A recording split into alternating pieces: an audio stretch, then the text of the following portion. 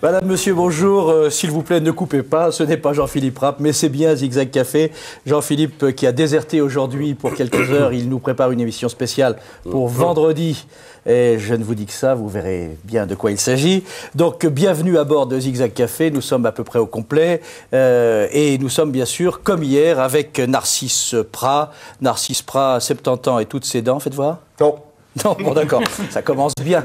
Narcisse Prat, qui donc a été le trublion de la République, on peut le dire comme ça, enfant valaisan qui tout à coup se met en révolte à la fois parce que l'armée lui casse son papa et parce que l'Église lui casse son enfance, on peut dire ça comme ça, et qui ensuite va partir, il nous en parlerait aujourd'hui, essayer de trouver les moyens de sa liberté par l'argent, comme commerçant de montres à l'autre bout de la planète, avant finalement de se révolter plus complètement et de créer un journal satirique qui, à Genève, a fait les délices de tout ce que la cité compte de révolter en tout genre et qui s'appelait, vous vous rappelez sans doute, La Pilule.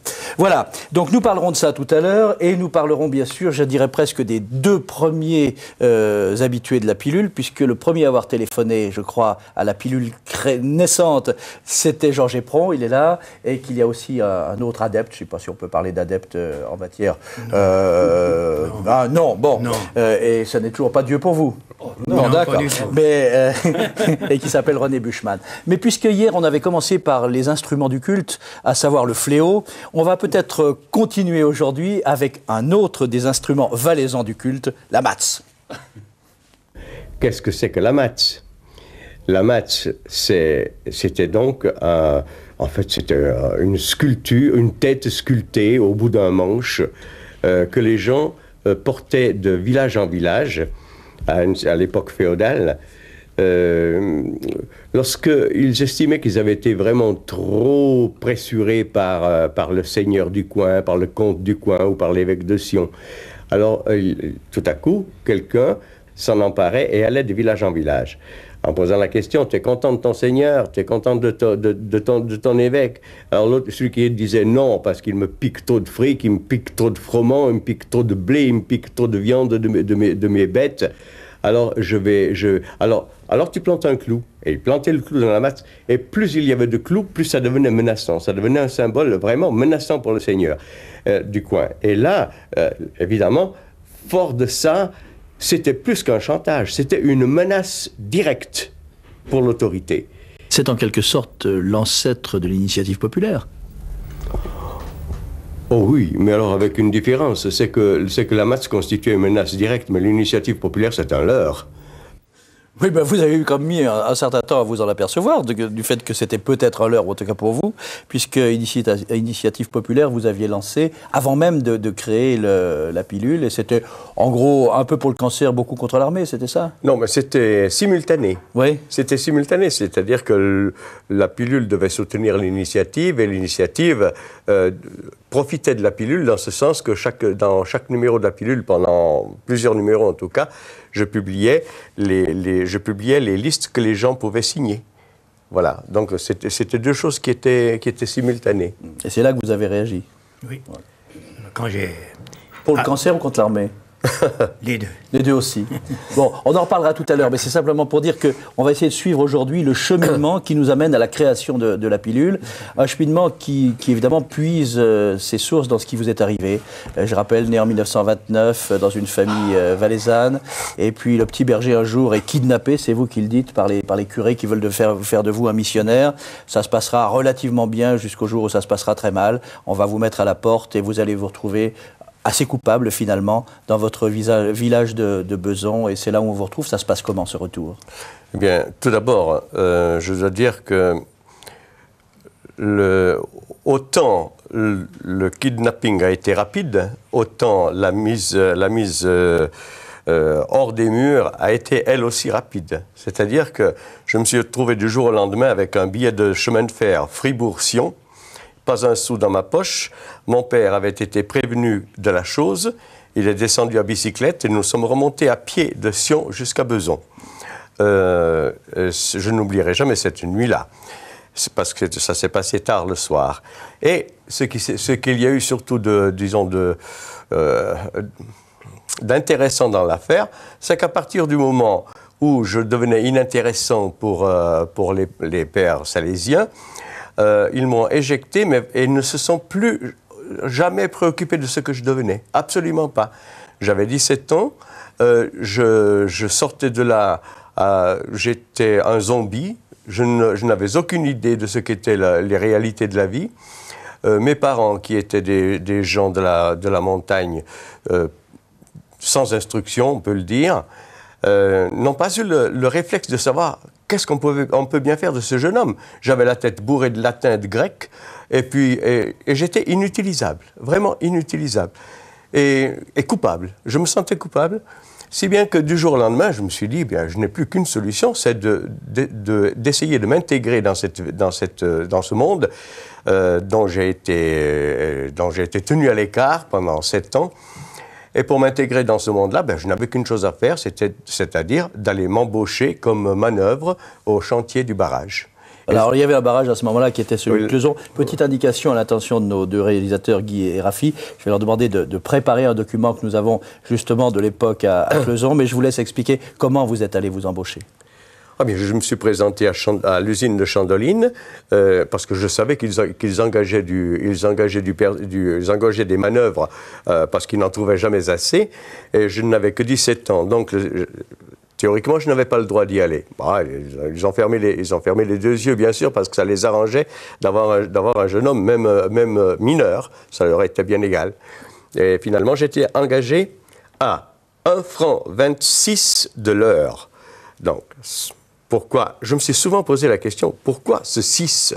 Pourquoi pas 1,25 franc ou pourquoi pas 1,30 franc? Il faut croire que le monde capitaliste sait bien compter, mais vraiment bien compter. Pour engager un gars à 1,26 franc de l'heure, il faut vraiment avoir bien fait ses calculs. Ça, c'est une réflexion d'aujourd'hui ou de l'époque déjà? Alors, à cette époque-là, j'étais soulagé, j'étais à tel point soulagé d'avoir trouvé un emploi qui me permettait de m'intégrer dans la société des hommes, parce que je sortais d'une société de zombies. J'étais à tel point soulagé que non, je n'y ai pas pensé. Mais rétrospectivement, bien sûr, ce franc 26 a donné lieu à quelques analyses. Grâce au Centre valaisan de l'image et du son, quelques images de la période en gros où vous étiez à Cleuson.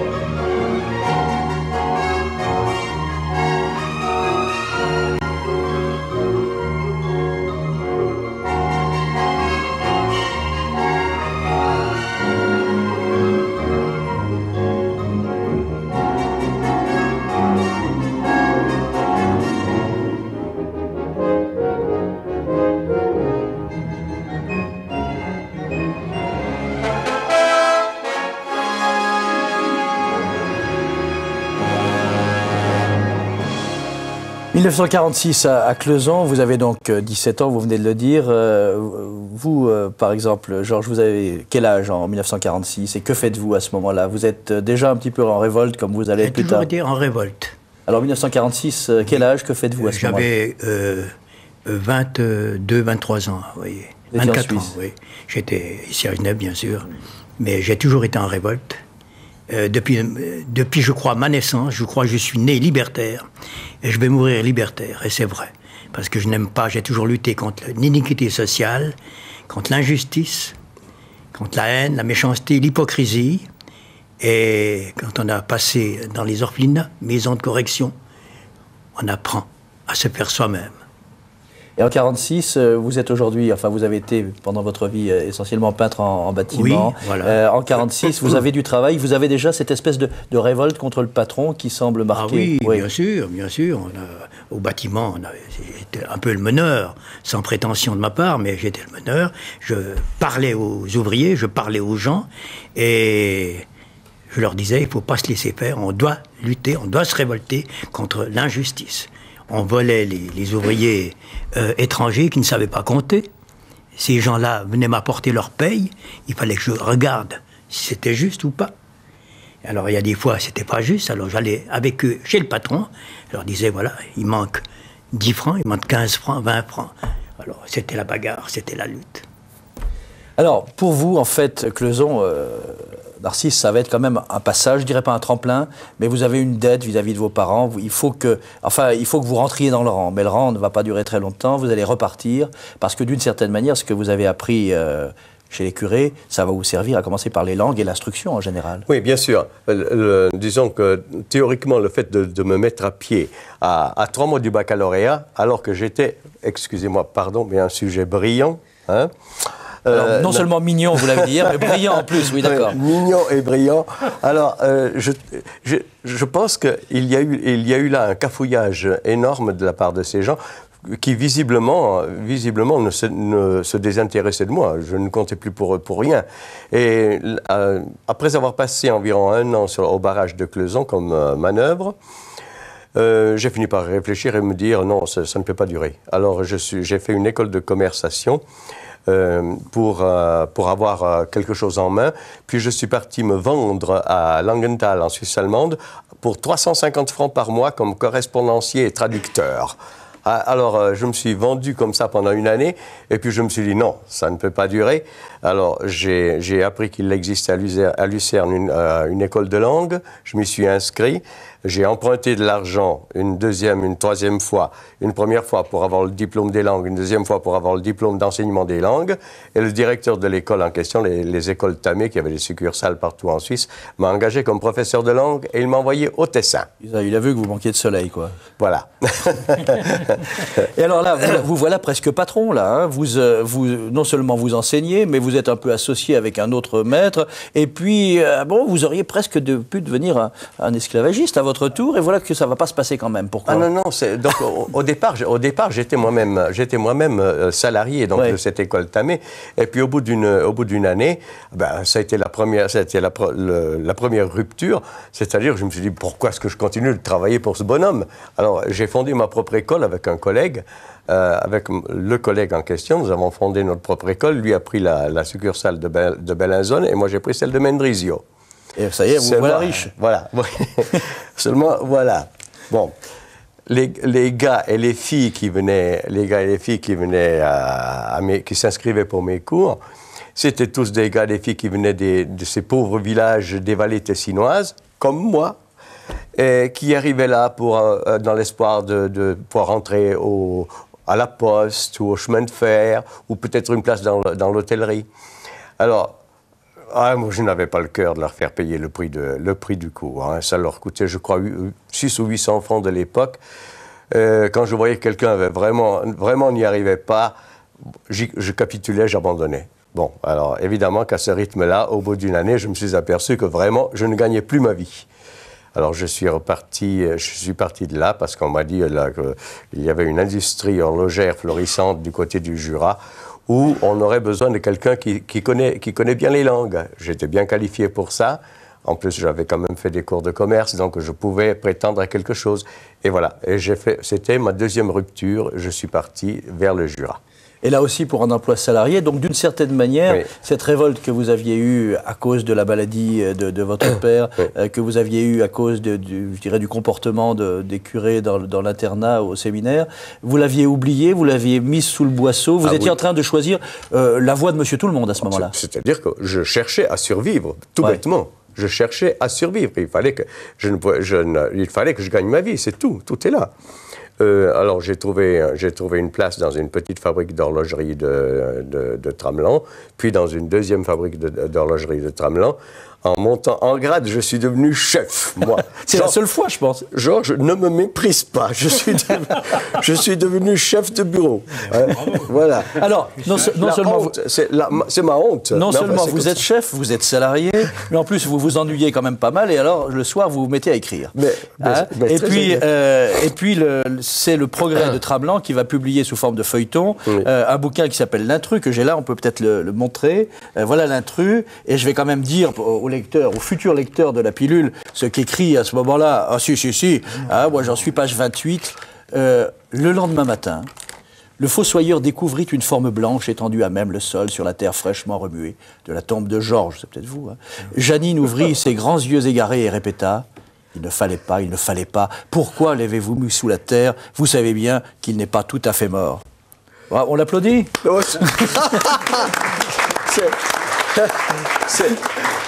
C'est du France Dimanche tout pur. Oui, et ça va quand même vous valoir un prix. Bon, écoutez. Allez, dites-nous tout. Mais voilà, ça c'est ma première démarche malheureuse. Je vois un beau jour dans l'Illustré, c'est l'Illustré, je crois, qui avait lancé un concours de la Guilde du cinéma pour le bouquin qui se prêterait mieux pour une adaptation cinématographique. Et moi, je leur avais envoyé mon texte. Et voilà que je décroche le prix. Je le maudis, ce prix. Alors, attendez, on va relire le texte. On a, ça, c'était un extrait du Progrès de Tramelan. Je le lis. Un jurassien lauréat du concours de la Guilde du cinéma, je sais pas quel, c'est pas le 1er avril, je pense. La Guilde du cinéma réunie en assemblée générale, à renouveler, etc. Alors, on a toute la liste des gens. Et puis, le premier prix, c'est vous. Oui, pour cet intrus-là. Mais oui, mais bien sûr. Mais je le maudis, ce prix. Je le maudis. Parce qu'il m'a donné l'illusion que je pouvais devenir un écrivain. Et ça, c'est grave. J'ai cru... Puis il vous a ouvert des portes, c'est-à-dire qu'en fait, on va vous demander d'écrire des scénarios et vous allez quitter Tramelan pour Lausanne. Il m'a surtout ouvert la porte de la prétention, parce que j'ai cru que je pouvais le devenir, écrivain. Or, pour moi, est écrivain celui dont on lira les textes dans 500 ans, dans 1000 ans. Mais sinon, non. Alors moi, je suis prêt à les lire dans 1000 ans, mais pas avant, si vous me permettez. Non, pas les miens. Non, pas les miens. Alors voilà. Alors là-dessus, il y a un autre événement qui se produit, c'est-à-dire que la Gamma Film de Lausanne, qui n'était pas la première venue à l'époque, la Gamma Film, c'était à la fois Titanus Film à Rome, Gamma Film à Lausanne, à Paris, je ne sais plus. Ils avaient Rome, Paris, Munich. Et Lausanne, siège central, on sait pourquoi, c'était pour des raisons fiscales. Voilà. Ouais. Et voilà que la Gamma Film fait main basse sur le titre en question, sur l'intrus, vu qu'il avait eu un prix, et m'offre 3000 francs de droits d'auteur.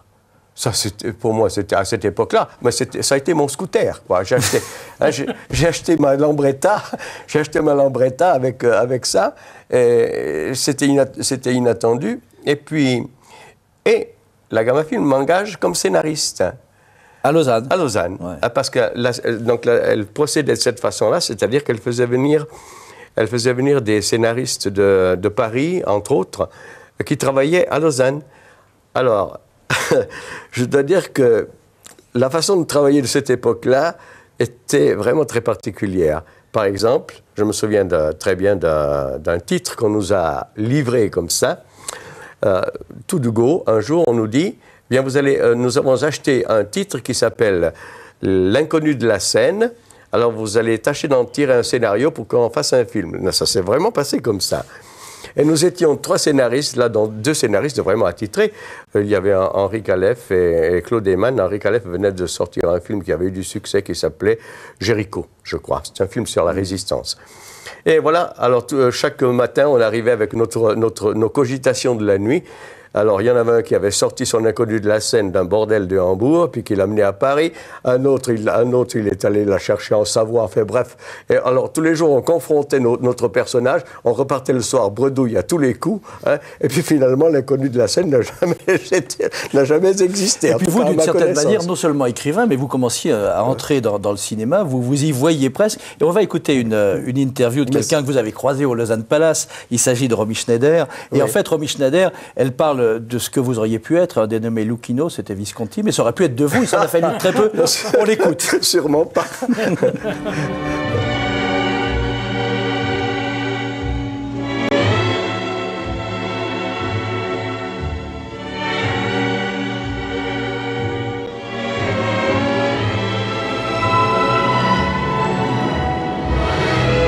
Lucchino m'a écouté. C'était le premier qui m'écoutait, où j'avais l'impression qu'il s'en fiche pas ce que je dis, qu'il s'intéresse un peu, malgré qu'on se connaissait presque pas. Il m'a compris et je lui disais, parce qu'il était avant tout pour moi un ami.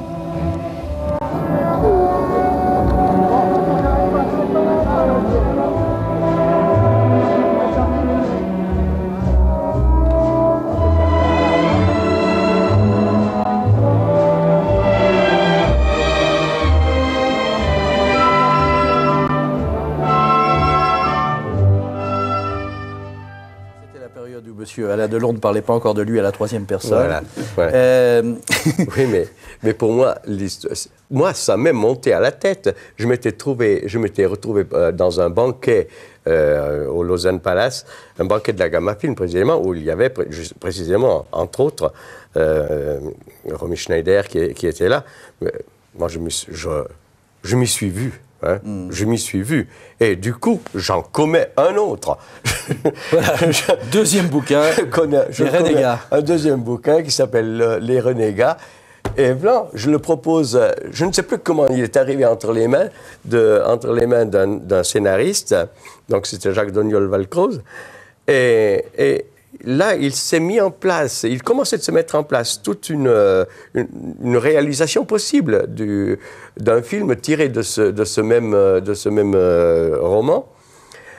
Et coup sur coup, je commets une pièce de théâtre que moi j'avais intitulée Le Guet-apens, qui a fini sous le titre de Clock City au Théâtre du Tertre à Paris.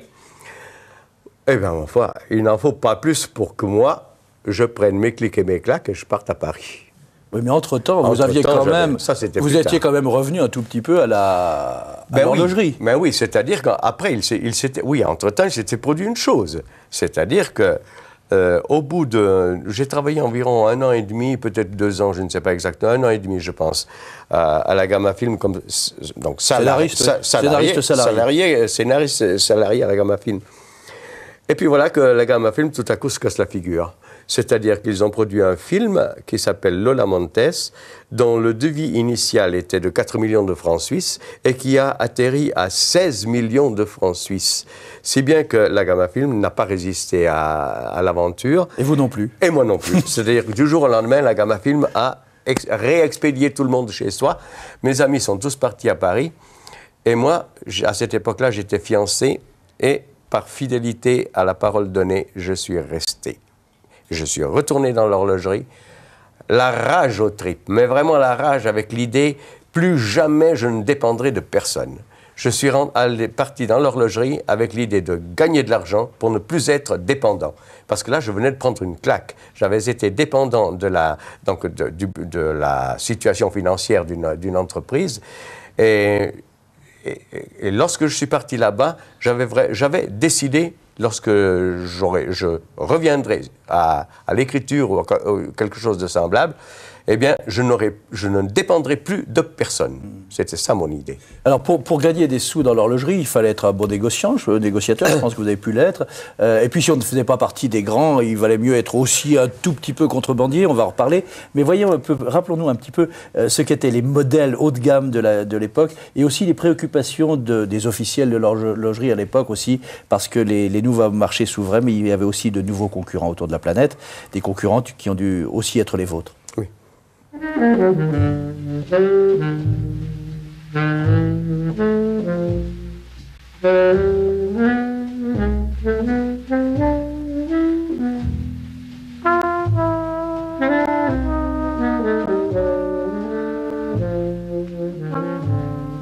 On entend souvent émettre l'opinion que la Suisse détient un monopole mondial dans la fabrication des montres, mais est-ce encore le cas aujourd'hui? Non.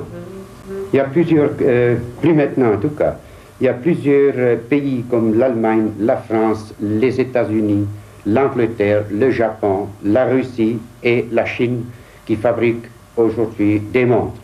Est-ce que c'est là tous les concurrents étrangers de la Suisse? Non, il y a encore quelques pays qui viennent de commencer avec une industrie horlogère, et c'est surtout l'Italie, Pologne, Tchécoslovaquie et les Indes. Et quelle est la proportion de la production suisse et de la production étrangère? La Suisse produit aujourd'hui 40% de la production mondiale, donc l'étranger fabrique 60%.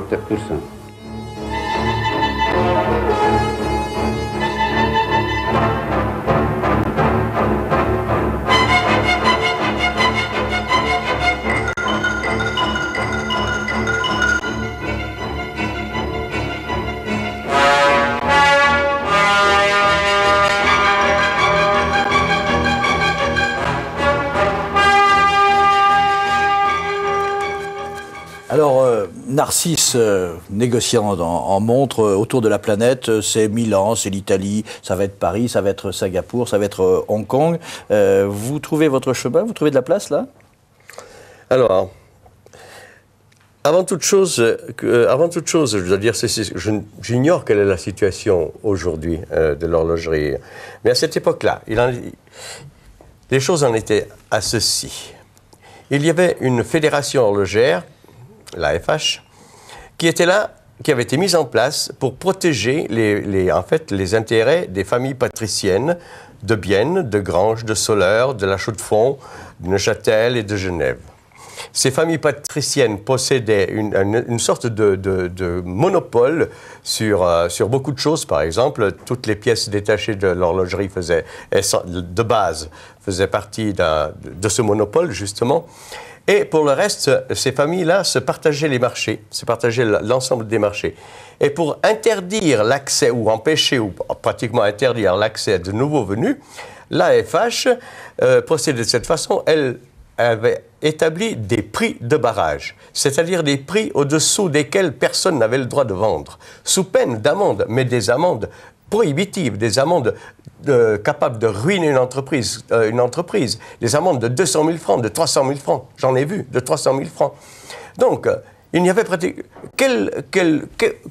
Quelle possibilité avais-je d'entrer dans ce milieu? C'était impossible, hein, à moins de tricher. Voilà. Alors, et c'est avec ce raisonnement-là que je suis entré là-dedans. Bon, c'est défendu, donc je le fais. Voilà. Alors, je me suis appliqué à faire. J'ai fait quelques voyages à Hong Kong, Singapour, Tokyo, etc. Et je suis revenu avec des commandes, mais des commandes naturellement en dessous des prix.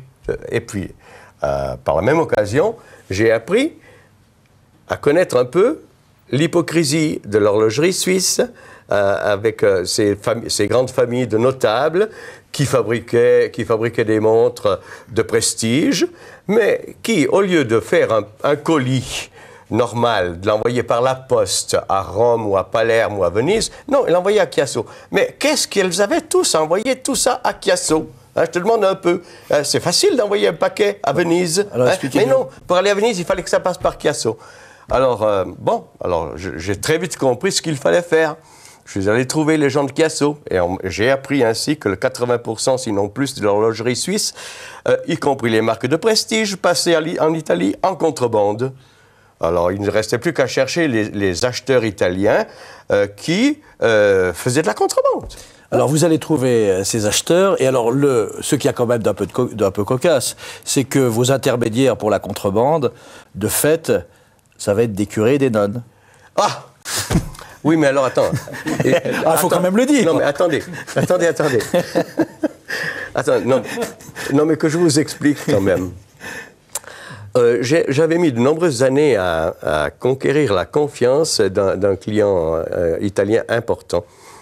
Vraiment plusieurs années. Et parce que, évidemment, il avait des risques. Alors, il ne pouvait traiter qu'avec des gens en qui il avait confiance. Alors, au bout de quelques années, d'un peu de temps de collaboration, finalement, je lui ai demandé quel était son secret. Alors, j'avais bien remarqué qu'il y avait une douzaine de bagnoles dans son garage. Ça, j'essayais d'imaginer. J'essayais d'imaginer les passages de frontières dans des endroits où la frontière italienne se trouve à 1 kilomètre de la frontière suisse, le temps de camoufler les montres dans les voitures entre une frontière et l'autre. J'ai essayé d'imaginer tout ça, mais ce n'était pas du tout ça. Ça, c'est les petits apprentis qui font ça. Les grands, ils s'adressent au Vatican. Alors, Chablin, on va peut-être rappeler sur la liste là, notre téléphone, si le Vatican veut nous appeler, il est le bienvenu, hein, voilà. S'il n'a pas la même version des faits. Alors, les autres s'adressent au Vatican, mais ils n'ont pas besoin de s'adresser au Vatican, c'est le Vatican qui vient à eux. D'accord. Alors, un soir, je lui avais posé la question, dites-moi, mais maintenant on se connaît depuis assez longtemps, dites-moi comment ça se passe. Il m'a dit, venez chez moi, venez manger chez moi ce soir, et puis vous comprendrez tout. Alors, je suis allé manger chez lui. Au milieu du repas, on sonne, entre monsieur le curé de l'endroit, ou en tout cas un prêtre, je ne sais pas si c'était le curé de l'endroit. Buonasera famiglia, ma che bella famiglia, Dio vi benedica, va tutto bene, si, va tutto bene. Et mon ami et client me fait un clin d'œil, et il sort son chéquier, il y met pas mal de zéros, il l'apporte et il revient, il s'assoit. Et puis il me fait, capito. Au capita. Alors après ça, à la fin du repas, je n'invente rien, je vous assure, à la fin du repas, même scénario avec la suora. Buonasera, che bella famiglia, Dio vi benedica, va tutto bene, si va tutto bene. Et mon gars qui me fait, hai capito, deuxième chèque, et il s'en va. Et j'avais tout compris. La vérité, c'était ça. C'est que, il me l'a expliqué d'ailleurs, c'est que le Vatican prenait des pauvres gars, en Calabre, n'importe où, dans l'Italie pauvre, les plaçait dans les postes de douane des frontières suisses et donnait des instructions précises. Quand la voiture numéro tel et tel passera, tu fermes pas seulement un œil, tu les fermes les deux. Hein? Et voilà, et c'était aussi bête que ça. Et je peux vous dire que le gars en question, il passait au minimum 1 million de montres par an. Alors vous avez tout au capito, non? Si j'ai bien compris. Capito tutto. Tutto. Et alors, donc, vous allez devenir un petit peu riche, vous allez commencer à vous faire construire une maison, vous allez avoir une fabrique, enfin tout ça, quoi. Et je ne sais pas si les amis un peu anarchistes ici connaissent ces facettes-là du personnage, oui. Un petit peu. Pas trop, quand même. Un petit peu. On ne l'a jamais dit. Hein? On l'a caché. Voilà. Bon. Enfin, c'est vous dire qu'à ce moment-là, le drapeau noir flottant sur la marmite, apparemment, c'est pas immédiatement sa préoccupation. Bon, elle voit la riche, mais voilà, et on en parlait tout à l'heure, tout à coup, l'appel du grand large, l'appel de la renommée, du cinéma, du théâtre et de Paris. Alors, on va peut-être d'abord à Paris par ce document, puis vous nous direz comment vous y êtes allé et comment vous en êtes reparti.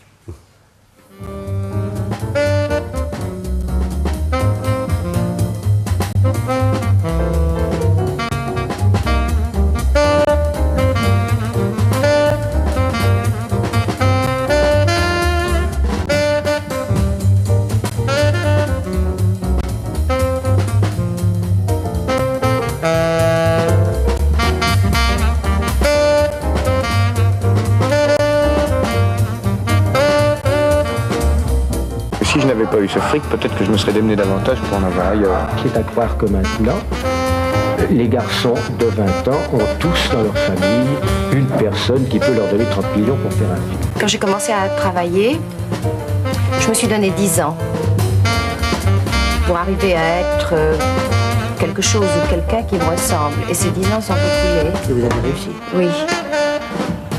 Et puis maintenant, je me donne encore 10 ans. C'est ta vie. Voilà, alors vous avez vu, même Jeanne Moreau ne parle que d'argent. Et les gens de la Nouvelle Vague, à l'époque, il leur faut un certain nombre de millions. C'est le moment où l'artisanat devient une industrie, même si elle s'appelle Nouvelle Vague. Et c'est le moment où vous allez à Paris. Ça se passe comment? En fait, vous laissez tout derrière vous? C'est-à-dire que du jour au lendemain, oui, c'est vrai, j'ai tout vendu. À cette époque-là, j'avais déjà ma propre fabrique.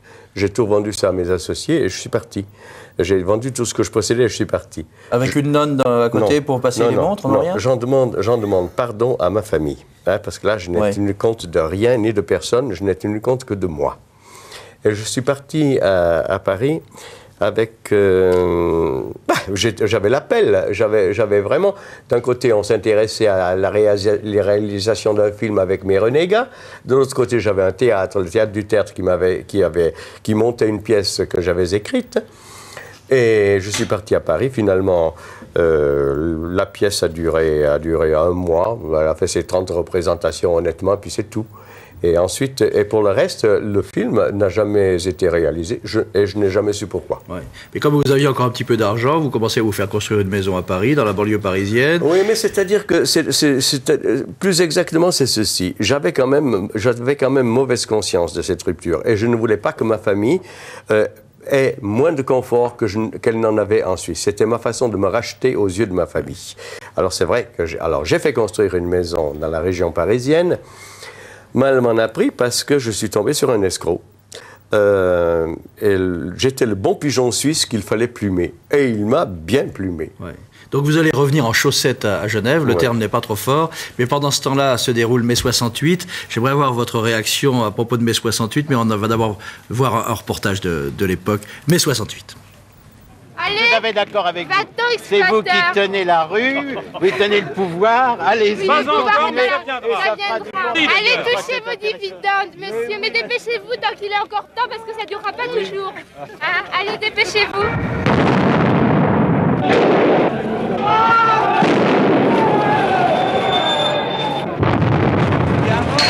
De toute évidence, ou alors les mots n'ont plus aucun sens, nous sommes en présence d'un mouvement révolutionnaire.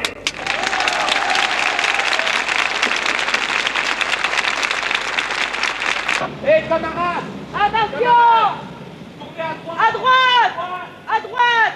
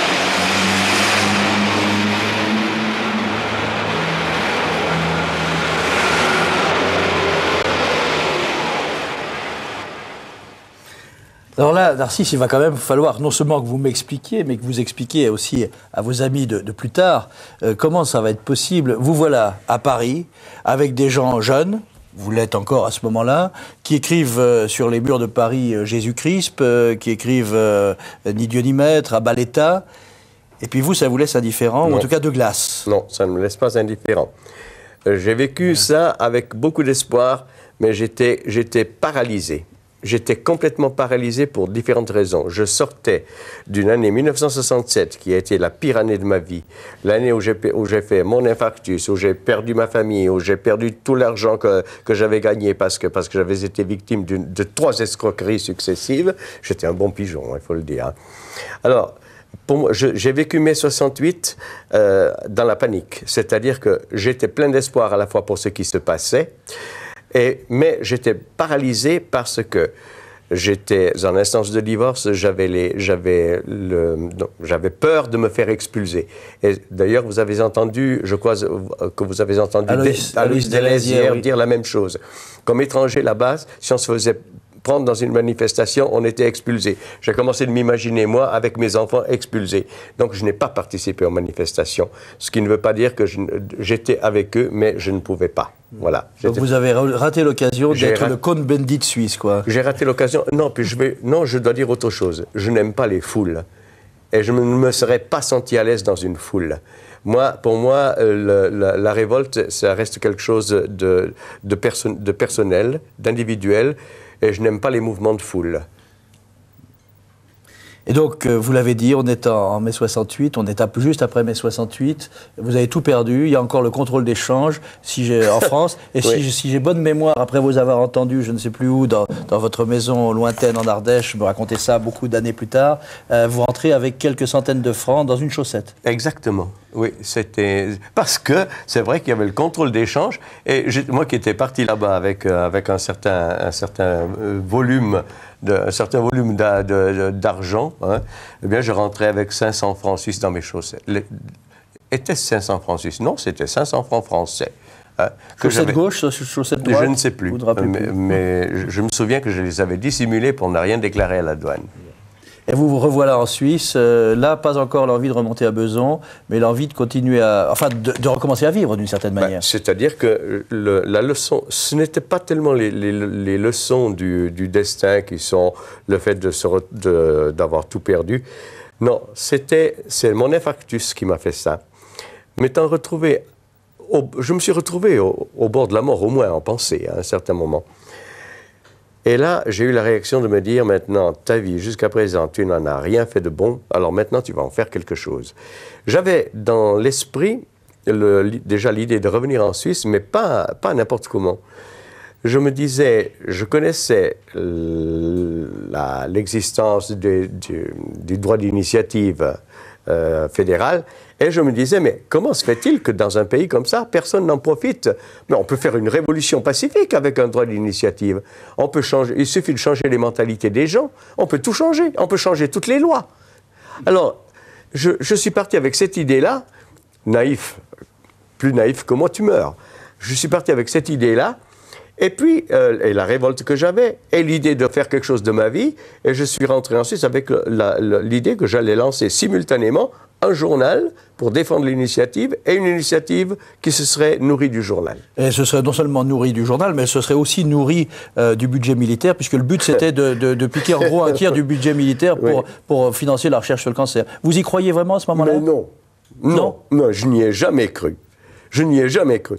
Pour moi, il s'agissait de mettre face à face une conception de l'utilisation de l'argent public pour tuer et une conception de l'argent public pour sauver des vies.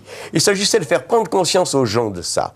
Il ne s'agissait de rien d'autre. Jamais je n'ai cru que j'y arriverais. Hein? Mais alors, inversement, de penser qu'on en parlerait, qu'on en discuterait, que partout où on aurait appris l'existence de cette initiative, les gens se diraient, mais oui, mais après tout, pourquoi est-ce qu'on continue de donner de l'argent à cette armée qui n'a jamais servi à rien, qui ne servira jamais à rien, alors que de l'autre côté, on mendie pour de l'argent pour la recherche sur le cancer. Et alors, bizarrement, paradoxalement, la célébrité que vous n'aviez pas trouvée avec l'intrus, avec les renégats, etc., vous allez la trouver avec la pilule, et il va y avoir des adeptes très rapidement. Hein. En fait, Georges, qui était là, a été le premier à vous appeler, je crois, quand vous avez mis le numéro de téléphone dans le numéro 1. D'autres ont été lecteurs, ils étaient plus engagés du côté de l'objection de conscience, par exemple. Moi, je vous propose que tout de même, on aille dans un autre lieu du culte, puisque pendant des années, tous les gens qui étaient là, tous les amis de la pilule, la bande à Narcisse, montaient à la Dent de Vaulion de temps en temps pour faire un pique-nique convivial. Et le dernier pique-nique en date, à ma connaissance, reconnaissance de toute l'équipe de la bande à Narcisse. C'était l'été dernier pour vos 70 ans. On y retourne un instant pour l'atmosphère et aussi pour la réponse de René, à qui je demandais ce que vous représentiez pour lui.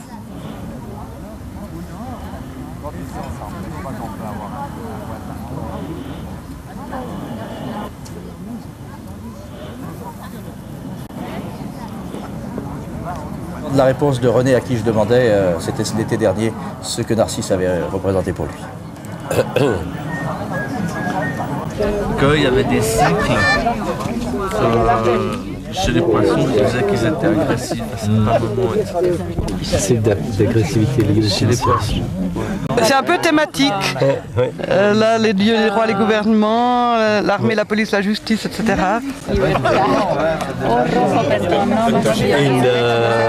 Il n'en revenait pas que je lui dise que les trotskistes avaient participé, en somme, qu'ils y étaient pour quelque chose à Kronstadt, par exemple. On va la voir dans quelques instants. Si vous le permettez, simplement, on doit aller la rechercher sur ce qu'on appelle un MAZ, puisqu'elle aurait dû être diffusée au début. Mais vous savez, je remplace Jean-Philippe, je débute, et donc je me suis raté. Donc, votre réaction lorsque nous étions là-haut. Je vais d'ailleurs vous demander pourquoi vous y étiez allé, vous. Comment était passé le mot disant, attention, les 70 ans de Narcisse à la dent de Vaulion?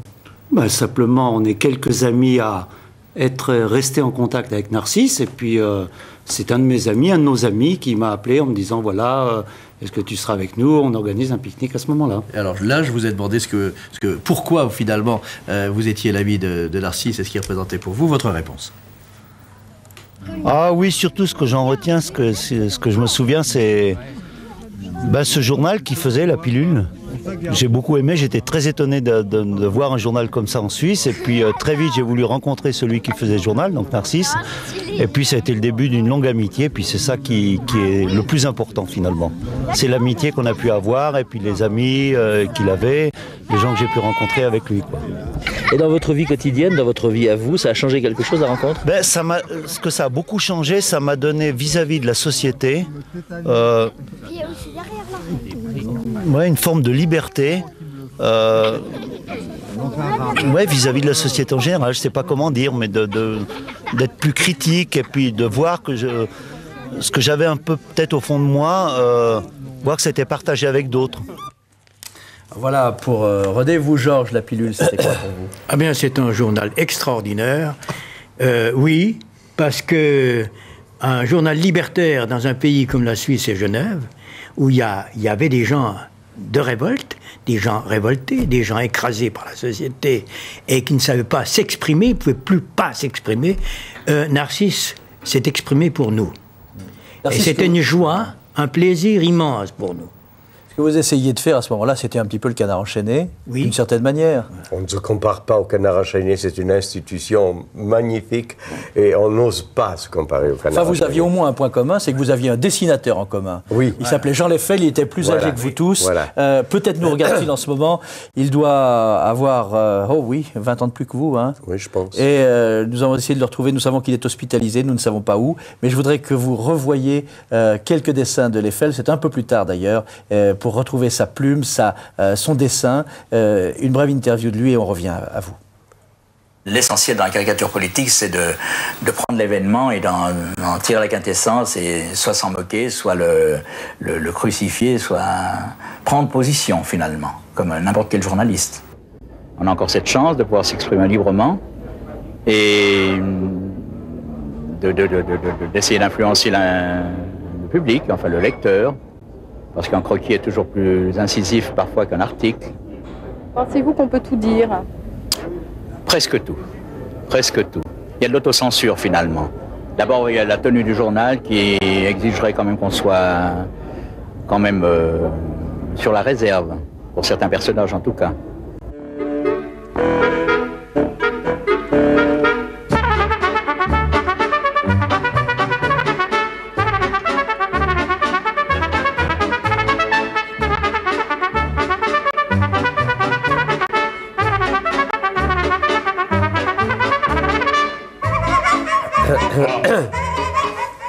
Narcisse, La Pilule va durer combien d'années? Un peu plus de 4 ans. Un peu plus de 4 ans, dans les pires difficultés? économique entre autres. Ça a été procès. Ça a été un cauchemar quotidien financièrement parlant. Figurez-vous que pour comment je ne vais pas vous demander de raconter tout ça parce que ça on va le faire demain. Demain on sera entre la pilule et les montres au fou qui essayent. Non mais le début de la pilule. Moi je suis allé emprunter 10 000 francs à Procrédit à Lausanne pour lancer mon journal. Alors vous voyez à peu près le capital que j'avais. Comparé aux 30 millions du nouveau quotidien, ça fait une petite différence quoi. Et donc, vous avez, dès le début, cherché les noises un peu partout. Vous êtes attaqué, bien sûr, au Shah d'Iran, qui était un potentat important. Vous l'avez accusé d'être complice de trafic de drogue. Vous vous êtes retrouvé devant des tribunaux. Enfin, ça a été... vu de l'extérieur, ça se passait comment? Vous suiviez? Vous êtes allé, par exemple, au tribunal? Oui, puis on l'accompagnait, on voulait être avec lui. Et ce qu'il dévoilait là, il fallait le faire. Et il n'y en avait pas beaucoup. Nos journaux traditionnels se taisait. Il y avait que Narcisse, son journal, qui nous dévoilait les dessous. Est-ce qu'il écrivait, vous aviez l'impression que c'était de l'information ou de la provocation? L'information et provocation, qui étaient nécessaires. Alors, je ne suis pas tout à fait d'accord, parce que je n'avais pas les moyens de payer des journalistes d'investigation. Donc, disons que dans le cas du procès du Shah d'Iran, ça a été un peu particulier, parce que mes informations sont venues après coup. N'est-ce pas? Donc en fait, vous avez lancé une information dont vous n'étiez pas sûr. Et en retour, j'ai reçu une masse d'informations. Voilà. Qu'est-ce que le Shah allait vous chercher des noises, des poux dans la tonsure? Parce qu'il y a eu un grand procès à l'époque. Tout le monde en a parlé, le Canard enchaîné d'ailleurs. Mais bien sûr. Mais je crois que c'était un procès absurde. En fait, ça a été votre meilleur agent publicitaire. Exactement. Bon. Et si on en reparlera demain, ce que je vous propose, c'est de revenir, parce que demain, il y aura toute la bande à Narcisse. Donc, vous nous revenez demain. Et puis, pour l'instant, on l'encourage à revenir ou on parle de lui sans lui demain? Ah non, bien sûr. On l'encourage comme à revenir. Narcisse, merci. Zigzag Café demain avec, à cette honorable place, bien sûr, Jean-Philippe Rapp à nouveau. Merci à tous.